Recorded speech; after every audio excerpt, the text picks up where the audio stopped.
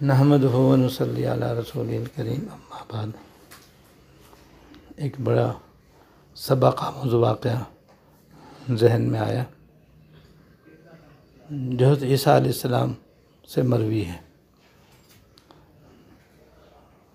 اور حکایاتی کتابوں میں اس کا ذکر ہے۔ ایک مرتبہ عیسیٰ علیہ السلام پیدل سفر کر رہے تھے، تو ان کے ساتھ ایک اور آدمی چل پڑا۔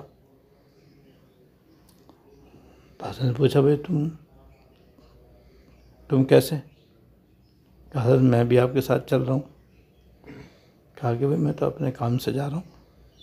کہا نہیں حضرت میں بھی چلوں گا۔ تو حضرت نے اجازت دے دی، اچھا بھائی تم بھی چل رہے ہو چلو۔ اب حضرت کے ساتھ وہ بھی ہو لیا۔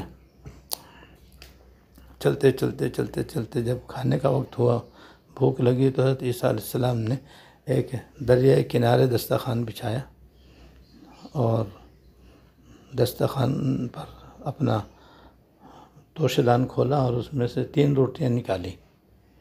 ایک روٹی اس کے سامنے رکھی، ایک اپنے رکھی، ایک بیچ میں رکھی کہ جگہ ضرورت ہو تو اس میں سے بھی لے لیا جائے۔ سالن وغیرہ تھا ہی نہیں،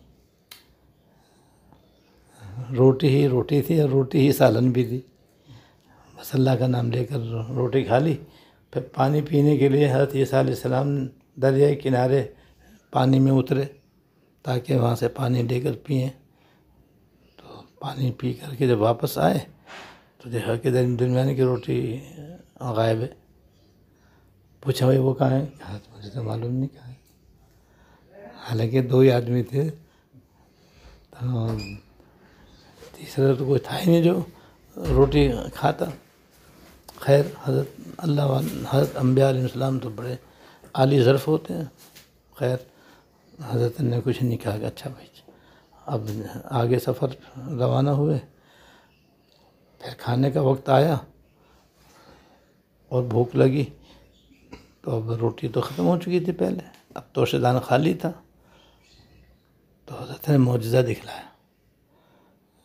جنگل میں تھے حضرت، سامنے جھاڑیوں میں ایک ہرن اور اس کا بچہ کھڑا ہوا تھا۔ تو حضرت عیسیٰ علیہ السلام نے اس کے بچے کی طرف اشارہ کیا کہ اللہ کے حکم سے میرے پاس آ جا۔ وہ دوڑتا ہوا گیا۔ پھر حضرت نے اس کو ذبح کیا اور جنگل کی لکڑیاں جلا کر اس پر اس کا گوشت بھونا اور خود بھی نوش فرمایا، اور اس سے بھی کہا تم بھی کھا لو اچھی طرح سے۔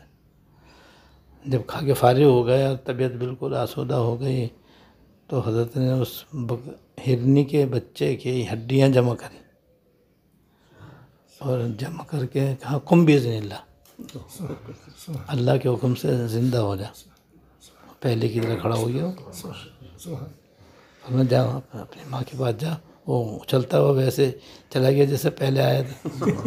پیٹ بھی بھر گیا اور ہرن کا بچہ بھی ماں کے پاس چلا گیا۔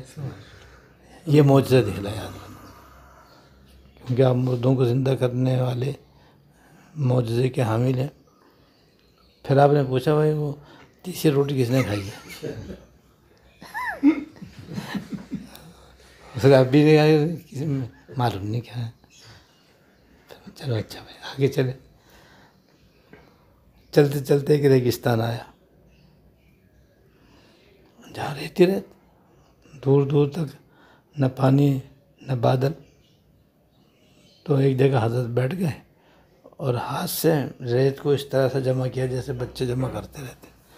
ایک تودا بنا دیا اس کا، ہاتھ سے جمع ادھر سے ادھر سے سب جمع کر کے ایک بڑا سا تودا ریت کا بنا کر کہا اللہ کے حکم سے سونا بن جا، سونا بن گیا۔ یہ بھی معجزہ ہے۔ اب وہ ریت کے ذرات جو تھے وہ سونے کے ذرات میں بدل گئے۔ جب سونا بن گیا تو حضرت نے اس کے 3 حصے کرے اور فرمایا، بھائی ایک تو میرا، ایک تیرا، ایک تیسرا اس کا جس نے روٹی کھائی۔ میں نے کھائی، یہ بھی تیرا، میرا بھی تیرا، اور یہ تیسرا بھی تیرا، تیرا تو ہے ہی تیرا۔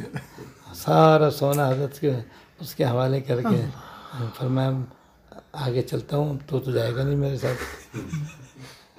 وہ کیسے جاتا ہے؟ اس لیے اتنا سارا سونا مل گیا، اور اتنا سونا جو اس کے اولاد در اولاد وہ کافی، لہٰذا وہ کہاں جاتا حضرت کے ساتھ، وہیں بیٹھ گیا، حضرت آگے چلے گئے، وہ وہیں بیٹھا رہا۔ یہ ترکیب سوچنا ہے کہ لے کے کیسے جاؤں گھر، یہ سونا گھر لے کیسے لے کر جاؤں، نہ میں دامن میں بھر سکتا ہوں، دامن بھروں گا تو دامن پھٹ جائے گا، جیبیں بھروں گا تو جیبیں پھٹ جائیں گی، گر جائیں گے، پھٹ کے سونا نیچے گر جائے گا، چھوڑ کر جاؤں تو کیسے جاؤں،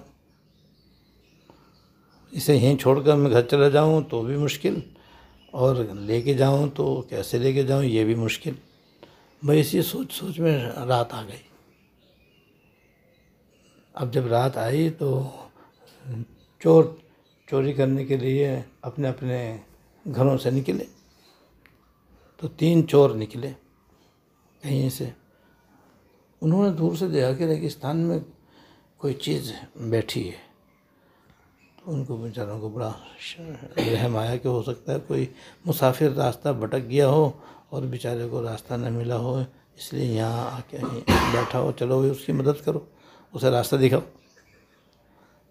اب قریب آئے تو ان کی بھی 4 آنکھیں ہوں گے، باپ رے باپ اتنا سونا ہمیں ریگستان میں لیے بیٹھا ہے، اب کہاں جانے کی ضرورت ہے، اب کیا ضرورت ہے کسی کا چوری کرنے کی، یہ تو اتنا ہے کہ اگر یہ ہم اپنے گھر لے گئے تو ہمارے نسلوں کے لیے کافی، تو سب ہم 4 آدمی ہیں، 3 ہم، ایک تو 4 حصے ہو گئے، اس کے پارٹنرشپ ہو گئی ہماری۔ اب ہم سب بیٹھ گئے کہ بھائی 4 حصے کر کے اپنا اپنا حصہ گھر لے کے جائیں گے۔ میں کہا اب تو بھائی کہیں جانے کی تو ضرورت ہے نہیں، دن بھر کے چھپے ہوئے تھے، بھوک سے برا حال تھا، اب کھانا کھا کے پھر اپنا اپنا حصہ لے کے جائیں گے۔ تو انہوں نے کہا بھائی ہم تو ہیں چور، اگر شہر میں جائیں گے تو پکڑے جائیں گے، اسی کو بھیجو، یہی کھانا لے کے آئے، پھر یہ بھی کھائیں ہم بھی کھائیں، پھر اپنا اپنا حصہ لے جائیں گے۔ اب یہ جناب کرتا کیا نہ کرتا، حکم ماننا پڑا، لہٰذا ان کے حکم پر یہ شہر کی طرف گیا، اور راستے میں سوچ رہا ہے کہ اچھا خاصے سارا سونا تو حضرت مجھے دے کر گئے، یہ کام کا اس میں شریک ہو گئے، ان کا کیا حق ہے اس میں، کیوں نہ میں ایسا کروں کہ پہلے تو میں کھانا کھاؤں، کیونکہ مجھے بھی صبح سے بھوک لگی ہوئی ہے، میں کھانا کھاؤں اور پھر ان کے کھانے میں زہر ملا کر کے ٹیپن دان بھر کے لے جاؤں، جب یہ جائیں گے تو جیسے ہی کھائیں گے لیٹ جائیں گے وہیں کے وہیں، میں کیوں اپنا سونا ان کو دے دوں۔ اس کے ذہن میں یہ آ گیا، اس نے شہر میں خوب اچھی طریقے سے کھانا کھایا، اور ان کے کھانے میں زہر ملایا اور ٹیپن دان بھر کے تینوں کے لیے 3 ڈبے لے گیا۔ اچھا ادھر شیطان نے ان کو بھی بہکایا، اس نے کہا یار 4 حصے کیوں کریں، 3 کیوں نہیں کریں، اس کی کیا طاقت ہے ہمارے سے مقابلہ کرنے کی، ایسا کرو جیسے یہ آئے تینوں کی دونوں اس پہ قاتلانہ حملہ کر کے اسے قتل کرو، بس پھر 3 حصے ہو جائیں گے، ایک حصہ بچ جائے گا، چوتھا حصہ بھی ہمارا ہو جائے گا۔ انہوں نے یہ منصوبہ بنا لیا۔ اب جیسے یہ آیا اور ٹیپن دان اس نے رکھا، انہوں نے اس پہ حملہ کر دیا، اور ظاہر سی دیر میں اسی گردن اڑا دی، اور بیچارہ تڑپ کے وہیں ختم ہو گیا۔ پھر انہوں نے اطمینان سے کھانا کھایا، جب کھانا کھایا تو بھوکے تو تھے، کب سے معلوم نہیں بھوکے تھے، جلدی کھانا کھا لیا، کھانا کھاتے ہی پھر زہر نے اپنا اثر دکھانا شروع کیا، دیکھتے دیکھتے تینوں وہاں لیٹ گئے اور مر گئے۔ اب سونا جیسا تھا ویسا کا ویسے اپنی جگہ پہ، 4 آدمی اس کے اوپر قتل ہو گئے اور مر گئے، مرے نہیں، سونا ویسے ہی پڑا ہوا۔ حضرت عیسیٰ علیہ السلام 1 دن یا 2 دن کے بعد سفر سے واپس لوٹے، وہاں آئے تو دیکھا کہ سونا جیسا بنا کر گئے تھے ویسے ہی ہے، اور 4 آدمی اس کے اوپر جان دے بیٹھے، اور سونا نہیں لے جا سکے، جان تو دے دی وہ سونا جیسا تھا ویسے کہ ویسے ہی پڑا تھا۔ تو واپسی پر حضرت کے ساتھ حضرت کے حواری بھی تھے، جو آپ کے معین مددگار خدمت گزار اور تابع دار تھے، ان سب کو حضرت نے جمع کیا کہ دیکھو یہ دنیا ہے، دل لگانے کی چیز نہیں ہے، انہوں نے اس سونے سے دل لگایا تو ان کی جان چلی گئی، اور سونا جیسا تھا ویسے کا ویسے ہی رہ گیا۔ لہٰذا جگہ جے لگانے کی دنیا نہیں ہے، یہ عبرت کی جائے تماشا نہیں، جگہ جے لگانے کی دنیا نہیں ہے، یہ عبرت کی جائے تماشا نہیں۔ تو دنیا کی دولت، یہاں کی زیب و زینت، یہاں کا مال و منال، سب عارضی ہے اور فانی ہے، یہ استعمال کے لیے تو ہے، وہ بھی جائز طریقے سے حاصل بھی کرے، جائز طریقے سے خرچ بھی کرے، جائز طریقے سے اور جائز مقام پر۔ دل میں اس کی کوئی گنجائش نہیں ہونی چاہیے، یہ دل میں رکھنے کی چیز نہیں ہے۔ دل تو ایک ہے، وہ ایک کے لیے ہے، بس دل ایک ہے، وہ ایک ذات کے لیے ہے، اس میں دنیا کا کوئی خانہ نہیں ہونا چاہیے، دنیا دل سے باہر رہنی چاہیے۔ بس کماؤ جائز طریقے سے، استعمال کرو جائز طریقے سے، تاکہ زندگی آرام سے گزر جائے، کسی سے بھیک نہ مانگنی پڑے، کسی کے سامنے جھکنا نہ پڑے، کسی کے سامنے ذلیل نہ ہونا پڑے، بس یہ ہے۔ باقی دولت محبت کرنے کے لیے نہیں ہے، دولت جو ہے دل میں بسانے کی چیز نہیں ہے، دل میں تو اللہ تعالیٰ کو بسانے کی ضرورت ہے، بس وہی دل میں رہنا چاہیے۔ مجذوب صاحب فرماتے ہیں کہ دار فانی کی سجاوٹ پر نہ جا، دار فانی کی سجاوٹ پر نہ جا، نیکیوں سے اپنا عصری گھر سجا، پھر وہاں چین کی بنسی بجا، انہو قد فاز فوزا من نجا، بلا شبہ جو آخرت میں کامیاب ہو گیا وہ بڑی کامیابی سے ہمکنار ہوا۔ ایک دن مرنا ہے آخر موت ہے، کر لے جو کرنا ہے آخر موت ہے۔ اور ایک دوسری جگہ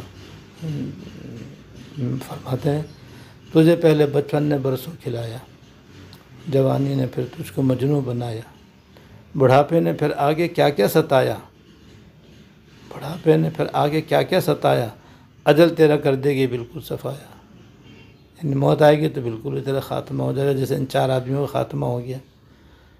جگہ جی لگانے کی دنیا نہیں ہے، یہ عبرت کی جا ہے تماشا نہیں ہے۔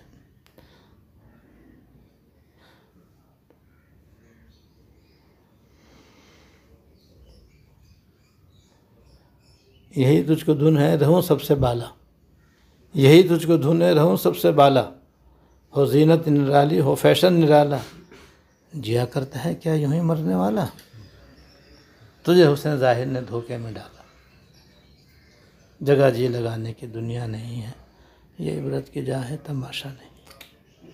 تو حضرت عیسیٰ علیہ السلام نے پھر جب ان کو دیکھا تو ان کو نصیحت فرمائی کہ دیکھو دنیا سے دل مت لگاؤ، دنیا سے دل لگانے کا یہ انجام ہے جو تم نے دیکھ لیا کہ جو سونا میں بنا کر گیا تھا اس میں 1 گرام بھی کم نہیں ہوا، اور 4 آدمی اس کے اوپر مر گئے اور قتل ہو گئے۔ تو اگر اس پہ دل لگاؤ گے تو ایسے ہی ہوگا، کبھی دل مر جائے گا، کبھی جان چلی جائے گی، انجام خراب ہوگا۔